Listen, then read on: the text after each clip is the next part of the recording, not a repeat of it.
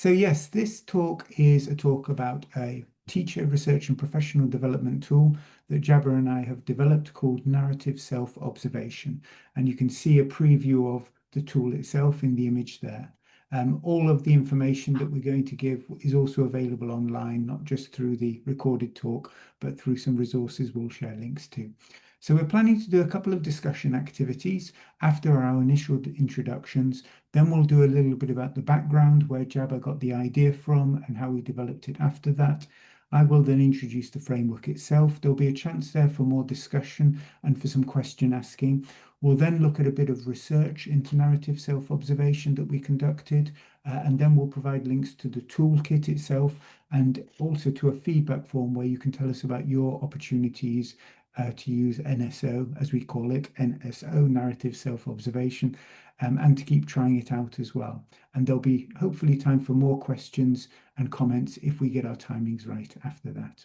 So a little bit of background, in case you don't know me, my name is Jason Anderson. I work at the University of Warwick in the UK. I consider myself to be a teacher first and foremost, but like many of us, I've kind of moved into teacher education, writing, methodology, things like that. And I've always been interested in teacher CPD, particularly how we can promote effective reflection and criticality. Over to you, Java. Yeah, hello from my side. Hope everybody's fine and very happy to be among you. I am Jaber Kamali from Ibn Haldun University, Istanbul, Turkey. And there we are running some Trinity courses. I'm the director of Certiso and Deep TESOL courses by Trinity. I'm a lecturer and very much interested in teacher education, teacher development. I'm the editor-in-chief of Language Teacher Education Research also. And my interest in teacher education interests are teacher cognition, teacher identity, and classroom discourse, for sure, reflective practice, and I can call reflective practice as one of my field of interest. So thank you, Jason. Yeah, please. Thanks, Java. So what we're going to try and do now, we'll see if it works. We're going to put you into random groups for a discussion activity, and Georgia is on standby to help with that, I think. If you're a teacher, have a think about the last time you were observed. Probably a kind of what we might call a senior observation by a line manager or an inspector. Probably exclude observations by trainee teachers, but peers are also possible. Think about the lesson itself and how typical it was of your teaching, or how much it was actually influenced by the observation event itself. Do you recall learning anything from the observation? And was there anything that the observer didn't know that they needed to know? If you're a teacher educator, have a think about the extent to which you are happy with current teacher observation procedures, whether you feel we need some kind of changes to how we do it to ensure that it facilitates teacher learning rather than simply teacher evaluation. If you want, take a quick photo of the screen itself so you can remember the questions when we put you into breakout rooms, which is about to happen now. So, is Georgia going to do that, or shall I do that, Georgia? I can do that, that's fine. Great, thank you. And Jabber and I might come and join the breakout room groups as well to find out how you're getting on. Just to let the people watching the recording know that the recording will not be recording the breakout room. So this is a discussion activity that will take place in the breakout rooms, and we will be back in the main room when the activity is over. Okay, so I have put 45 participants. Is that okay, Jason and Jabber? Mm-hmm. Yep, excellent. And I'm just going to take myself off the screen. Just give me a tiny second.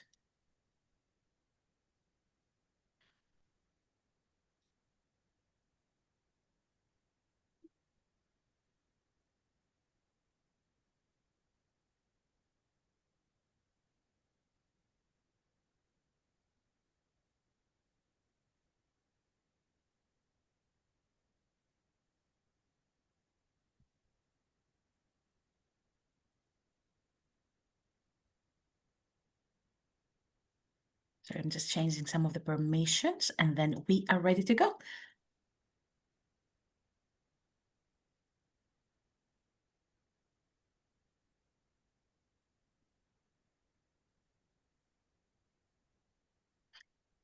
Africa. Great. I've got an invitation. I'm going to join that breakout room to see what people will be saying. I'll see you in a moment. We'll stop it in about 5 minutes, George, if that's okay. Great. Absolutely.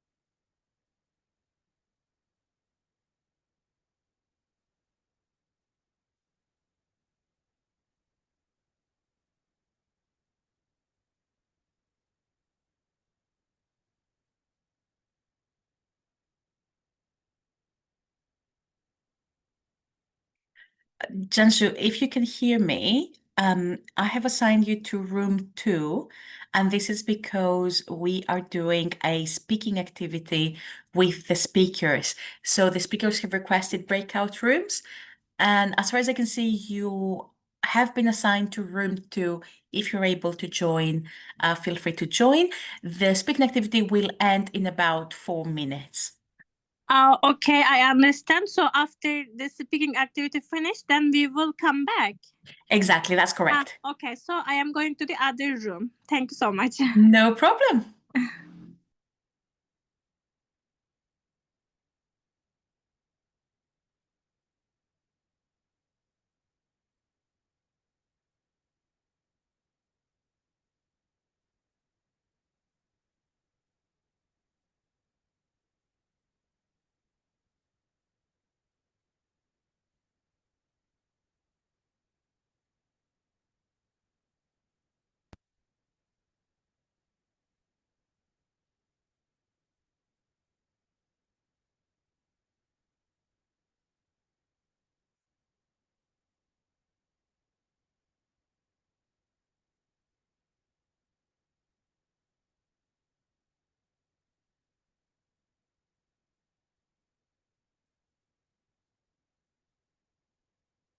For the people watching this recording at home, this is the discussion activity that our speakers are currently doing with our participants in the breakout rooms. And now the discussion activity reads, teachers, recall the last time you were observed, either by a colleague, line manager, inspector, etc. How typical was it of your teaching? What do you recall learning from it, if anything? And was there anything that the observer didn't know that they needed to know? What, why, etc.? Or if you are a teacher educator, then you can answer this question. Teacher educator, academics, or others. To what extent do you feel we need different procedures for teacher observation as part of teacher development for experienced teachers, as opposed to other purposes for observation, for example, for appraisal, inspection, and initial training? So feel free to think about these as well. These are some very interesting discussion points that our participants are currently discussing in breakout rooms. So if you're watching the recording, just to let you know that this is part of our breakout rooms.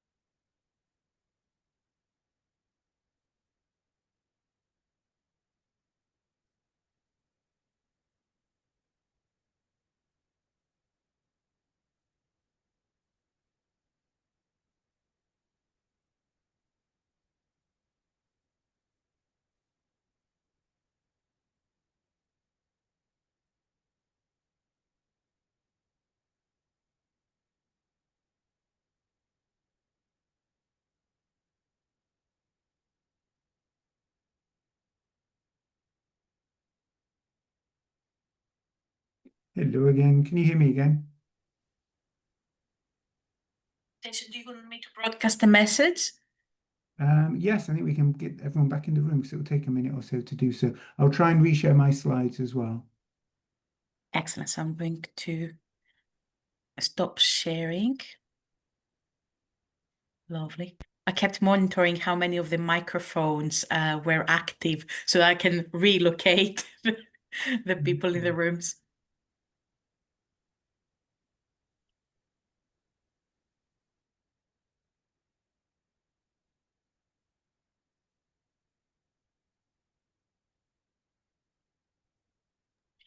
They should be coming back now.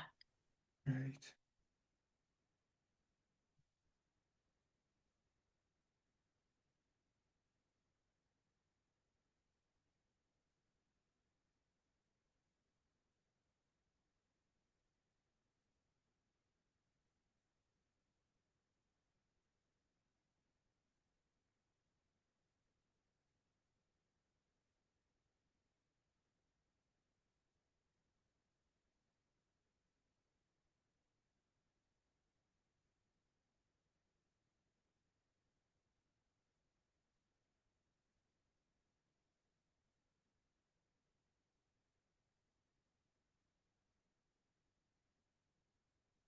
Okay, is everyone back?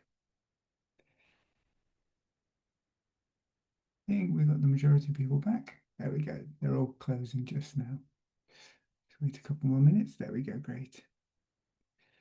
Thank you very much, guys. It's always nice to have a little bit of conversation of that type. I always enjoy it when I go to online conferences. So we wanted to create at least one good opportunity just to kind of get those experiences shared.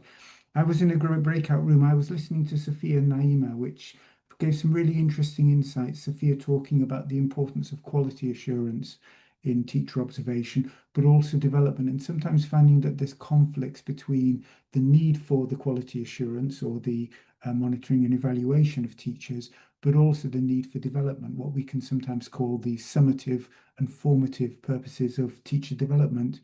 And Naima as well was mentioning about thank you as well, about a very positive experience she has of peer observation, a very open system in the UK, which I thought was really nice to hear as well. So whilst many of us as teacher educators and teachers do have some positive experiences of teacher observation, there's also times when we can find it, I think, difficult. And two of the phrases that came up were that it was time consuming to often prepare lesson plans that are sometimes not typical of our teaching, and sometimes even threatening and stressful were two of the words that Sophia mentioned there in our group.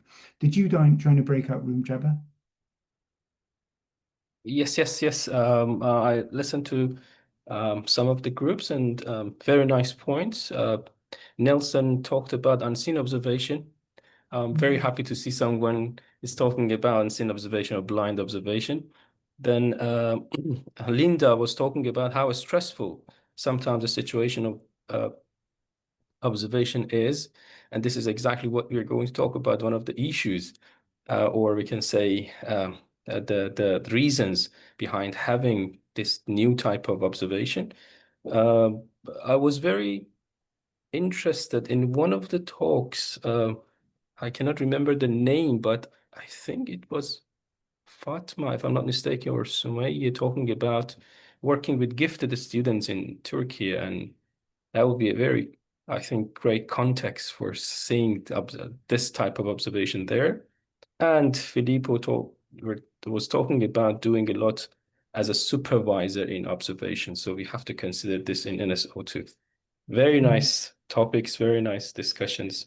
So I hope we have more of this discussion in this Over to you, session. Yeah. Javan, to share a little bit about the background. I will click on the slides as you move through it.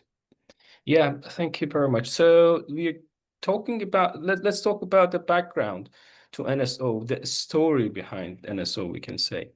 The initial inspiration for me was when I was writing an article for the Teacher Trainer Journal called Procrustes Bed and Language and Teacher Observation, in which I discuss sometimes we have some rigid rules and regulations for the teachers. So we believe that this is the way you should do it. There is no other way. And that was the idea behind thinking about a very teacher-led, or we can say bottom-up type of observation as a kind of development tool for teachers. The other, we can say, reason behind or theoretical foundation of it was autoethnography and teacher identity, the one which is very close to my heart. And the last one was unseen observation, as you may know, by O'Leary. Of course, the idea is older than that, but the one I came across was O'Leary 2024, talked about unseen observation, and I think it helped us a lot to design this framework. After that, I reached Jason, whose work I always appreciate, and on teacher development specifically, I had the idea of one type of research tool which was named completely differently, and with multiple iteration, talking, correspondence, email correspondence, from critical autoethnographic unseen narrative, a very complicated name, we came to narrative self-observation. Of course, I credited to Jason for the name, and we drafted 8 cycles before the current version, which is still ongoing, and we are still changing it. We are doing it in different parts of the world right now.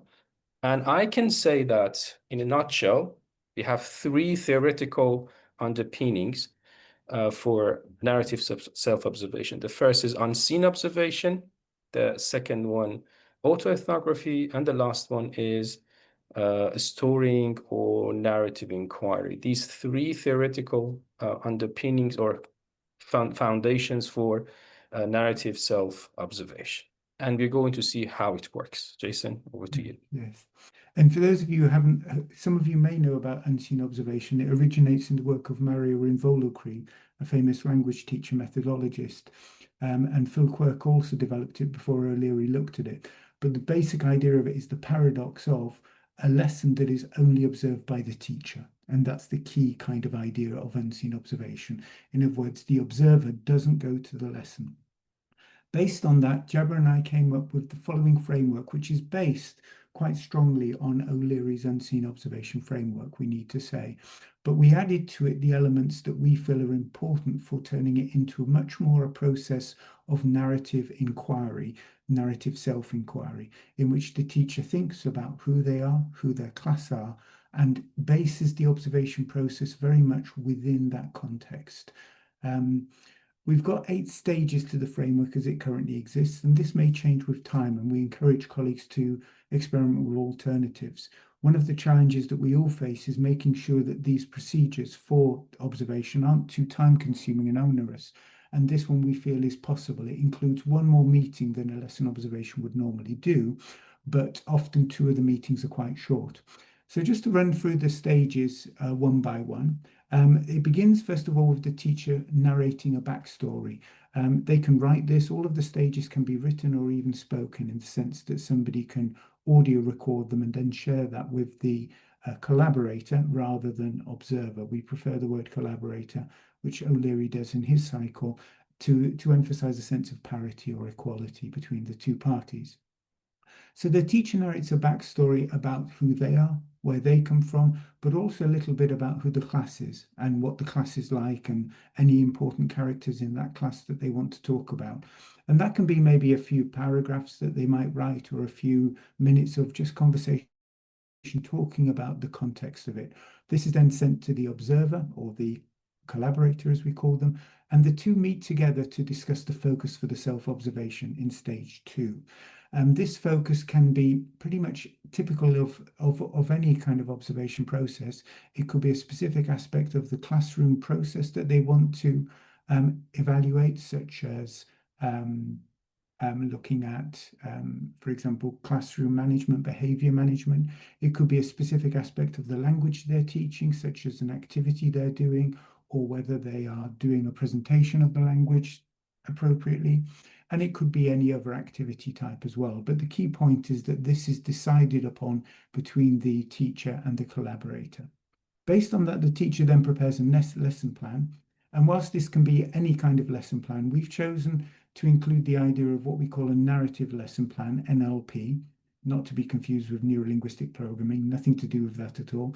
A narrative lesson plan is, if you like, taking a lesson plan out of the boxes into which lesson plans are normally put, and instead of having it as a summarized document, having it as a discursive written text talking about what the activities in the lesson are and why we've chosen them, so that we can actually share with the collaborator a little of our thinking behind the lesson and they can understand more of it. We can also talk about some of the possibilities, the choices that we might make. Sometimes these may be contingent on certain factors. And the basic idea behind the narrative lesson plan is sharing all the thought process behind the lesson itself. After this, in stage 4, the teacher and the collaborator meet again. This second meeting before the lesson is often very brief, but it's a useful opportunity for the collaborator to just find out exactly how the teacher is going to include the focus that was discussed in stage 2, to discuss it together and to check that, for example, how the teacher is going to find out more about their focus. What means are they going to use for what we might call data collection or information collection? We don't want it to be too formal a process. Then the teacher teaches the lesson without the observer present, without the collaborator being present. And this is obviously to be emphasized, that the teacher is trusted to collect their own data about the lesson itself. And you can see on the left, I've included some examples of the kinds of things that teachers are doing, such as taking personal notes during the lesson, simply a notepad of how things are going. It could be audio recording the lesson, obviously with permission of students. It could be images, such as using, one of our colleagues in Lebanon at the moment is going to experiment with photo voice, where you take photos and use these in your narrative. And it could also include things like self-recall immediately after the lesson, where you literally, after coming out of the lesson, you record your thoughts about the lesson, for example, on your mobile phone. Or it could include a focus group with trusted students. These are several of many different ways that we might just add a little something to the lesson to help us to prompt our recall, reflection, and self-evaluation of that lesson. Based on this, the teacher in a couple of days will write a lesson story. In other words, a brief kind of narrative account of the lesson as a past tense activity, and share that with the collaborator. The teacher and collaborator then meet up to discuss this story, and this is the typical kind of post-lesson evaluation meeting, in which the evaluation at this stage, and for many observers today, it's more of the teacher self-evaluating their lesson and the evaluator finding out the reasons why. In a more traditional or live observation, obviously, then the observer would give their own opinion of the lesson. But the key point about narrative self-observation is it stays focused on the teacher's interpretation of what happened and why. And based on this, the teacher will then conclude their lesson story with a short conclusion. It might be just a paragraph, maybe half a page, in which they talk about what they've taken away from the lesson, what they've learned from the event, and what their plans are for the future. And this could then lead into a second or a future narrative self-observation cycle, or it could conclude there, and the teacher could then, for their next observation, return to a more traditional live observation format if they want to. So as such, this framework, you could think of it in one of several ways. You could think of it as an opportunity for formative rather than summative observation, as O'Leary puts it, an opportunity for learning. You could think of it as being halfway between traditional observations, in which somebody else is evaluating your lesson, and day-to-day teaching, when we are always evaluating our lessons, as a means to create both the dialogue that we get from the observer visiting us and interacting with us about our lesson, but also with the independence of the teacher, who is trusted to observe and to evaluate their own lesson. So you could see it in any one of those ways as this opportunity for the teacher to take forward their own reflection about the lesson.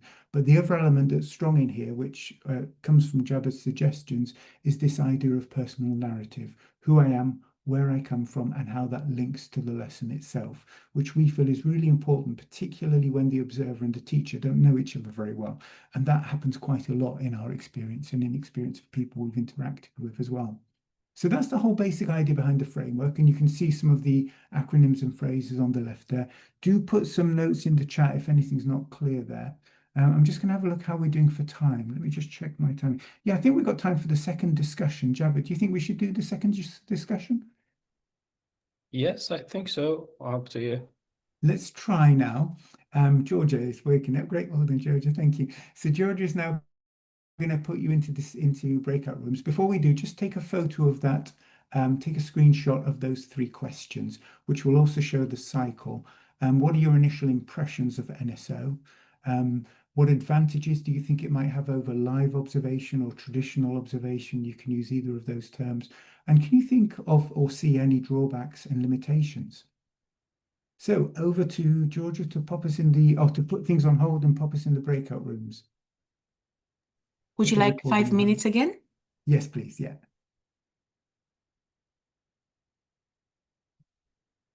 So are we going to the same breakout rooms? Yes. Genius. Thank you so much. I forgot to mention that, Georgia.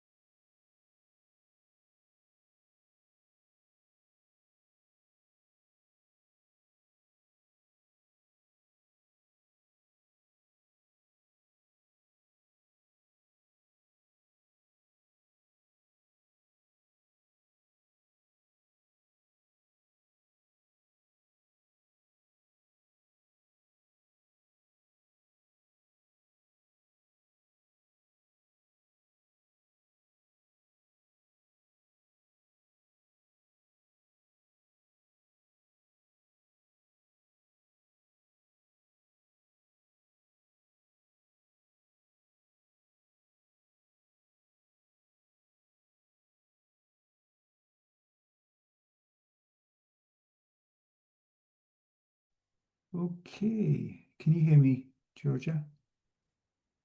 Great. I think we can close the breakout rooms.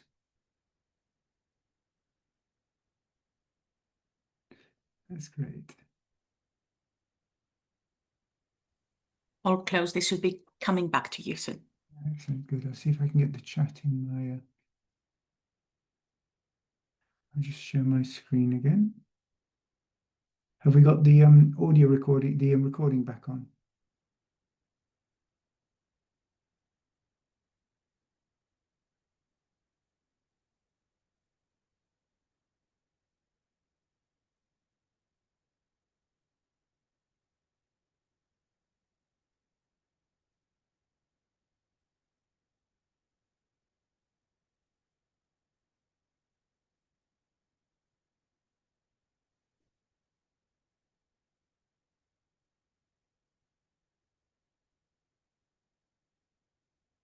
Okay, feel free to pop any questions, concerns, thoughts in the chat at this point in time, and Jabber and I will maybe refer back to them as when we do.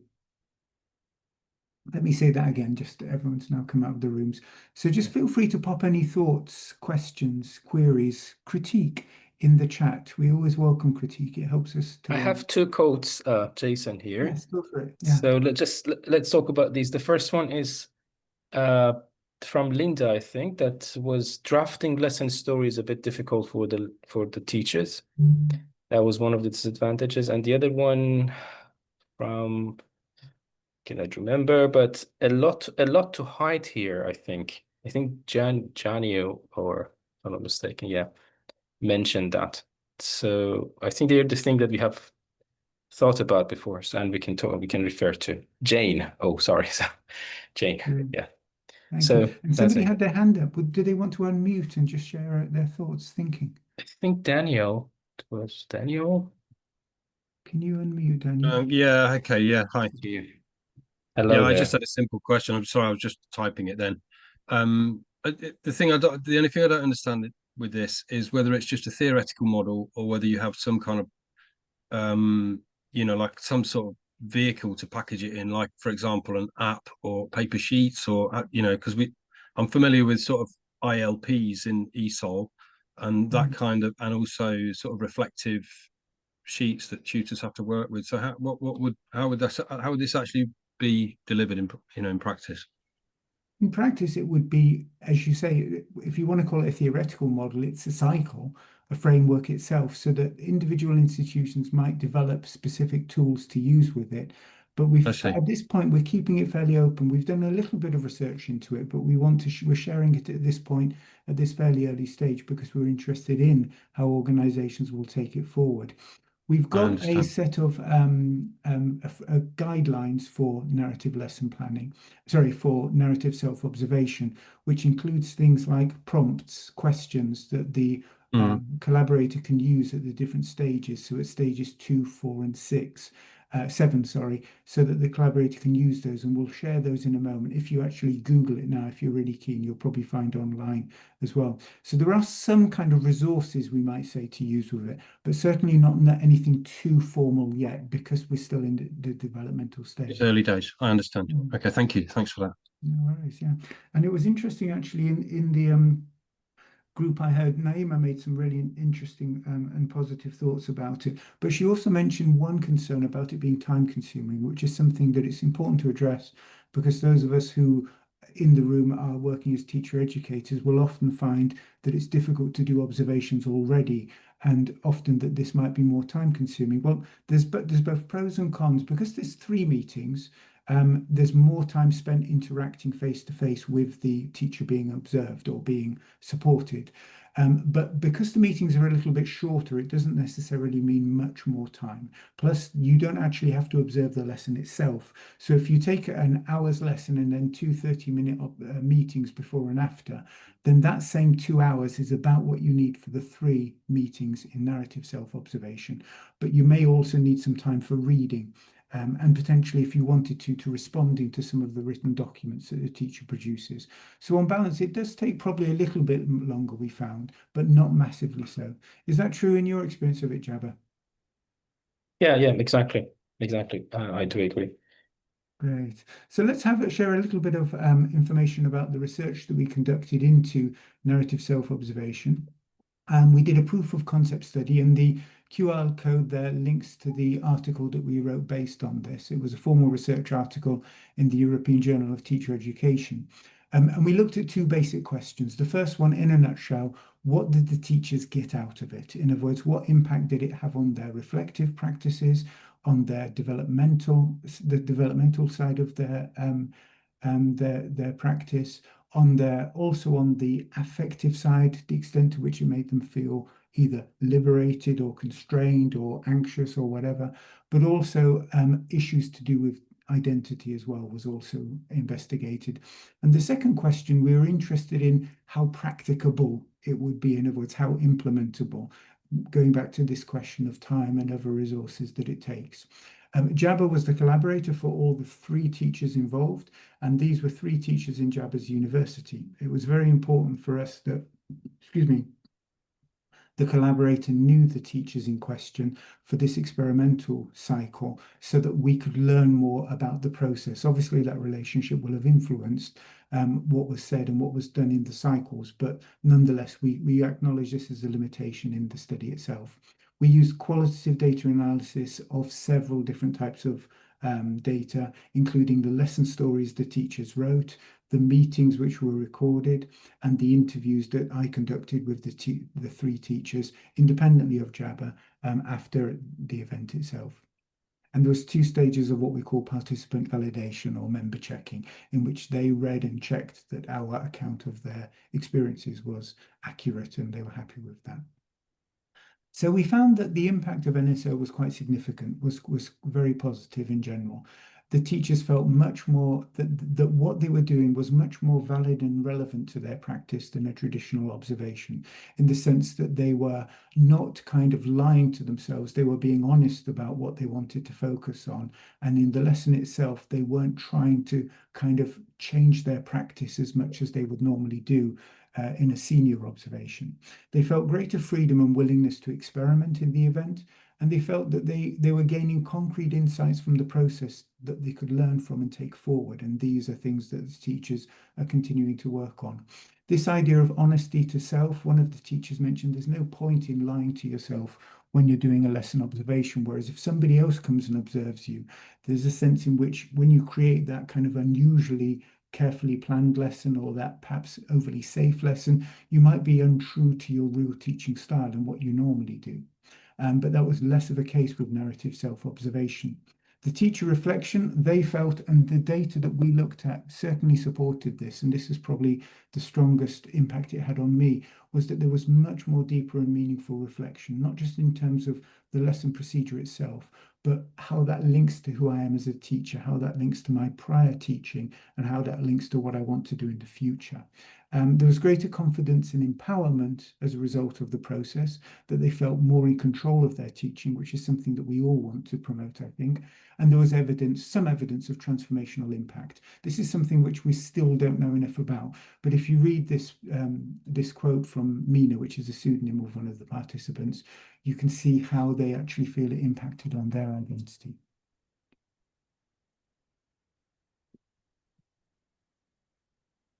Give you a moment to read that. Now, over to Jabba for a little bit about the practicability of NSO. Over to you, Jabba. Yeah, thank you. Yeah, the other theme emerged from the data was the practicability of NSO. They believed that the participant believed that the process was logical and relatively easy to implement. So I think this is a very good point for us, because one of our concerns was about how practical it is. And this is what 3 participants mentioned. It is the time commitment of the collaborator only is slightly increased because there is no observation. Most of the time spent on traditional observation is in the observation session itself, and there is no observation here. So we can say that the collaborator time commitment only slightly increased. The other point is that kind of long-term developmental impact of NSO, because this is a cycle and this cycle never ends.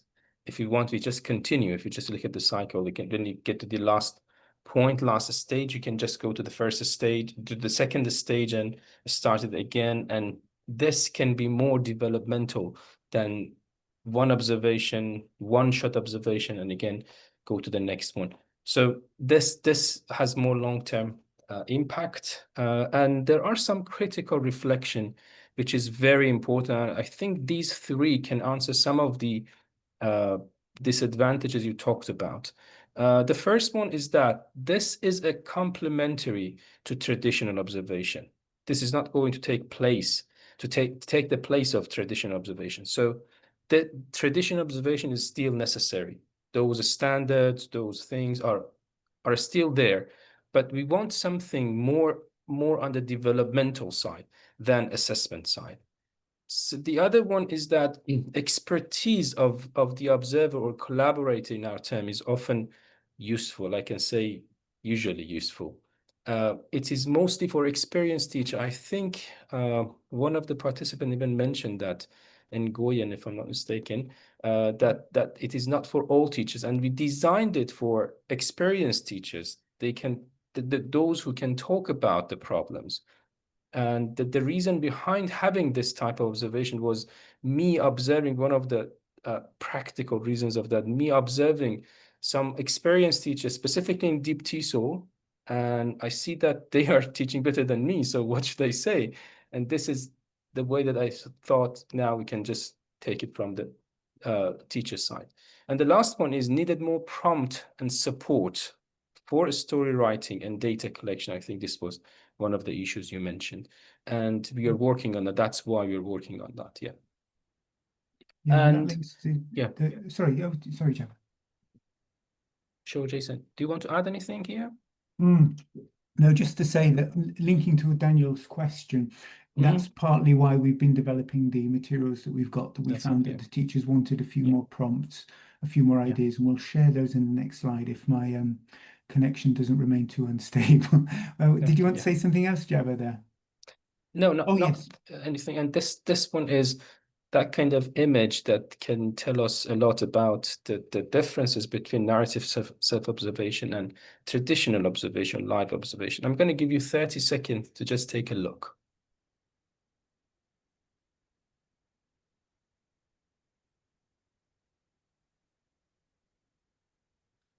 I'm just back in the room. Did you say something, Jan? Hello? No, just they're taking a look at it for Okay. 30 seconds, yeah.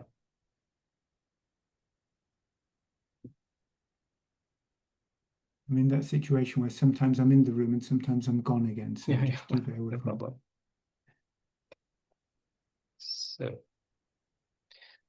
we see that we believe that NSO is a bit more authentic than live observation. As you know, we have observer paradox. Sometimes teachers act differently when we're observing them. So that's why it is more honest. They can have more trial and error in the class, because when we observe them, there is something which is called avoidance strategy. So they don't go through the process of something they are not sure about. So that's why this is more confident, or sorry, this is more experimental. The other one is it is more critical because there is no one to tell them what to do, what not to do, so they can deeply think about what they're doing in the class. More relevant because it comes from their own experience, more personal as it is, and it is more, people are more confident when they are teaching and nobody's observing them. As one of you mentioned, it is a very face-threatening action, observation. So that's why they try to save their face when you're observing them, and the impact is more sustained because this is cyclical and it can go through different cycles. So this is what we think. These ideas come from the literature and also emerge from our data. So we can say this is the image for now. Maybe in future we're going to change this image, and we will be very it will be very helpful if you can just tell us how we can change this image. Yep, thank you, Jason. And just to say, this is a kind of a best case scenario of the Yeah, differences exactly. between the two. Obviously, Exactly. we're aware of the fact that many live observations can do some of the things that we're arguing. In this Exactly. diagram, are better facilitated through narrative self-observation.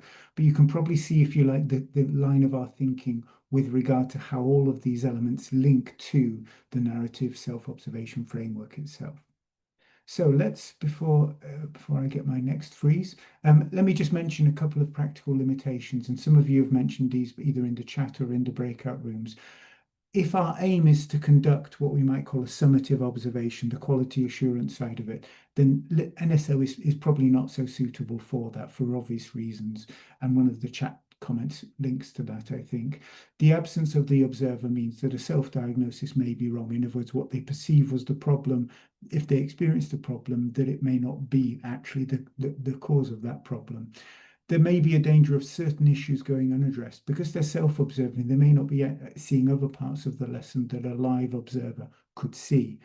They may be underestimating or overestimating their abilities, and this is part of the issue, that it could be self-confirmation bias. In other words, they believe that because they want to do something a certain way, that they are doing it that way. Or the opposite can happen. If they're lacking confidence, they may perceive there's an issue, when in fact an observer in the room would say, actually, no, that's fine, you're doing really well there. There's always a risk of surface level engagement if a teacher lacks the reflective skills. But to be honest, this is one where we found, where I don't know about other people's experience, but one of my concerns with a lot of reflective kind of documentation we give teachers is that they often go through the motions in that documentation itself. And it didn't happen with NSO. And of course, the issue that it's potentially more time consuming. So Jabber and I are stressing that we believe that NSO should exist as a tool to be used alongside so-called traditional observation, not to replace it. And we found it particularly useful with very experienced teachers, those who are at that stage of independence, but where they actually want the collaboration in terms of thinking about more theoretical sides of teaching rather than the actual observer in the classroom side of collaboration. And as Nelson, I think, mentioned in a comment here, really interesting suggestion, which we've got a colleague in the UK doing something similar, actually. The collaborator could also teach a lesson, and they come together to discuss them, the lessons and their lesson stories, linking it to kind of the lesson study model as a reciprocal act, which I thought was really interesting. Yeah. Yes, so there we go. Now, how are we doing for time? We've got about 10 minutes left. So here is the toolkit. The QR code on my left of the screen, you should be on yours as well, is the toolkit itself, the materials that we mentioned in response to Daniel's question about kind of, do we have any stuff for this? And that will hopefully help to facilitate the process as we currently envisage it.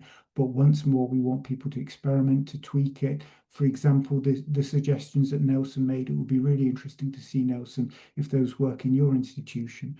But also we want feedback from colleagues, both kind of your opinion about what we're presenting here, the extent to which you feel it may or may not be useful in your institution.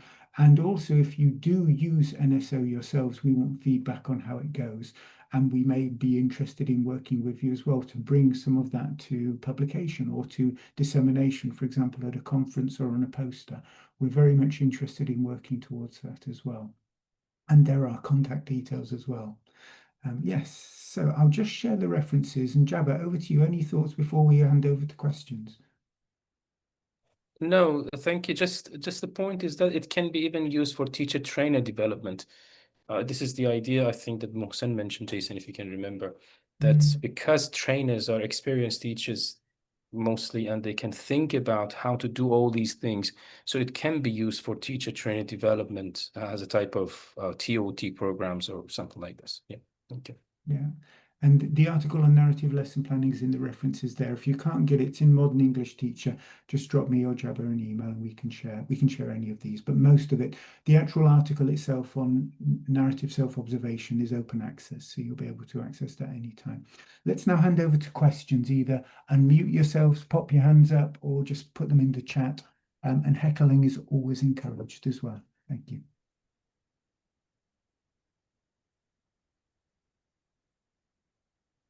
I'm going to stop sharing in a moment or two. Just make sure that you've, if you want to take either of those QR codes, feel free to do so. Daniel's hand is up again.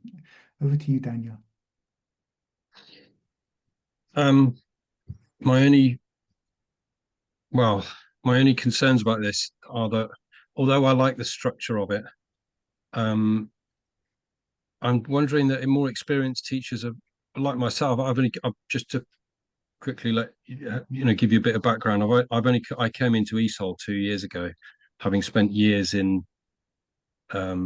EAP and before that EFL, and frankly going through the motions in the middle of that period, having started very reflectively and teaching in a very responsive way right at the beginning of my career. I found myself sort of getting into a real rut, not reflecting, using old materials again and again and again. And it wasn't till I started teaching ESOL and I actually had an observation, a formal observation by my line manager, that I actually again started really thinking about what I was doing. That was, I think I had two observations. Since then, I've become in the last 2 years, I've kind of, I don't know, reinvigorated is probably the right word, my teaching. And I found that I'm kind of doing this stuff anyway. And I don't know, as an experienced teacher now, I've learned so much that I'm to be perfectly frank, I'm a lot older as well. And even in those, I think it was stage 4, I can't see it in front of me now, where you actually have that initial discussion with the tutor. I don't know, apart from sort of setting me in the right direction, I don't know how useful that would be. I think, in other words, to crystallize what I'm trying to say, I think I'm probably doing this anyway. I'm probably reflecting quite a lot anyway, perhaps not in such a structured way. The other thing which Jabo mentioned was the practicality aspect. I'm not a manager, I'm a tutor, but I am kind of involved informally with talks and discussions and things like that in sort of moderation meetings and things like that. And I know that in my area, I work for BAL, Bucks Adult Learning, although I'm here as an independent. I know that, things like formal observations have been pretty much removed now. I think they've been taken out of the process for, I guess, structural, practical reasons. There are no observations, so they're being replaced with more kind of teacher facing or teacher focused processes. So I don't know, anything that involves an observer or collaborator, as you're calling them, I think it would meet some resistance within an organization like mine. I don't want to speak for them, but thank you. I'm guessing, I don't know, I've got mixed feelings about it. I can see there's a lot of positive. I really like the structured approach to reflection, but in some ways I would rather do that as a more experienced teacher. I'd rather have more, that's coming from me and perhaps other colleagues, rather than people that aren't that experienced, line managers and people like that, who perhaps aren't so invested always in the actual process of teaching. Thank you. Yeah. No, some But it interesting looks points like a there. useful model anyway. Yeah, no, interesting points there. And this is the question, that it's a tool there to be used as and when it's deemed useful. One of the things about narrative self-observation is it's one of those teacher-led processes. So in a situation where you feel it's not right for you at this point in your career, then probably we wouldn't recommend, the kind of the mandatory implementation of it. But having it as that alternative, sounds like you're working currently mainly in the ESOL sector, and bear in mind there's teachers all around the world who, for the majority of whom that we know of, the observation is actually a very summative process, in the sense that it's an evaluation. They even, in many places, they get a score from the observer. Right? And there's a sense in which a teacher is expected to perform in a specific way in order to get the right score, rather than seeing the observation as that developmental opportunity. Naima was also talking about ESOL context earlier, and talking about how there's a very open system, which is probably not, as you say, the fact that there's not so much in terms of the quality assurance observation now. It might be that the ESOL sector may have gone too far in that kind of personal developmental approach, and needs to pull itself back to doing more kind of so-called senior observations as well. Naima's got her hand up, I can see. Thanks. You. I just wanted to add that the ESOL sector in the UK, at least, is quite varied in the contexts in which ESOL is delivered. So, I mean, Daniel, you'll know that. So there is observation certainly to gain a teaching qualification, but also for people who already have a teaching qualification to teach ESOL. Yeah, that's a whole other debate. We are looking at that, developing teaching qualifications, relevant teaching qualifications in ESOL. So there is observation, formal and the cycle that Jason and Jabber, you've described. And actually, I was in the middle of writing a comment in the chat box to say that it's so useful to see this documented. So, maybe this has been happening. Sorry, let me lower my hand. It's probably happening in some form or the other in places, but it's so useful to have it documented because then we can recommend it to quality assurance people, and to height mark providers, and also in teacher development, I don't know, cycles, journeys, how best to put this. So really, really useful to have it documented because it kind of unveils and makes visible aspects that sometimes we can skim over when we are, self-reflecting or within an observation cycle. And just to make it clear that although I've been teaching and sort of been in this area for over 45 years, I was observed just recently, just about maybe 8 weeks ago. I was teaching on a pre-sessional at Leeds, and it was ever so useful. Yes, I was nervous. And yes, pre-sessionals are very full on. So the time to prepare the documentation and so on, but I was so grateful that it was being done because it was a different approach to teaching. Mm. And I wanted somebody to, come in and tell me whether it was working for the learners, but also for me. Yeah, We have to exactly. be comfortable in our classrooms. So yeah, sorry, I could go on. So But both thank of you for these need to be balanced is a key thing that we're saying here. We're not saying to replace it. We're saying that this is an additional tool we can have. And if we were to position it, it would kind of be halfway between what we're doing on a daily basis and the more formal kind of senior observation process. And just to mention in the comments, Nelson mentions this idea that we can use it to build a portfolio. One of the nice things about narrative self-observation is you have the lesson story as a result of it. And teachers can look at their lesson story today and their lesson story 6 months ago or a year ago to understand more about changes in that way as well. Right, I think we better shut up because it's 2 o'clock and I'm sure Georgia is getting worried about time. Not at all. It's a very interesting conversation, to be honest. The next session starts for the people in the room. The next session starts at 2:15. So if you need to go to other room or stay in room 1, feel free to do so. Can I ask you both just one question from a principal's perspective? So this is all very interesting for me, and I've always been interested in lesson observations. And as a school director now, I'm thinking how I can apply this. So what kind of training can managers have in order to guide their teachers to follow this approach? Over to you, Jabba, you're a manager. Yeah, just the point is that the project is still ongoing. We have done it once in my institution, so we were working together with Jason for that. So that wasn't an issue. But now we're doing it with 3 institutions, I think. And the point is that we can provide some support from our side. I mean, we can just give you all the documents you need. I mean, the questions, the documentations, the things. We can have training for the teachers as we did for one institution in Iran, for the teacher educators, for the collaborators, we can say. We can have the session for the teachers. These are the things we can do. But we have, I think, enough documents that you can take a look and see how it is going to be done in the classes. This is what I can suggest. Jason, you can Thank just you. No, it's continue with brilliant, that. Jabba. I left the room so Yeah. I think we better conclude there. But thank you so much for having us, Georgia, and thanks to all of you for being here and for your fascinating and fantastic discussions and critique. Really useful for us too. Oh, I've gone again. Thank you. I've gone again. Yeah. Yes. Thank you. Thank you both Thank you, so very everyone. much. Thank you, It has been everyone. Yeah. wonderful, and it's a great opportunity to meet you both, and I'm truly honored. So thank you so much.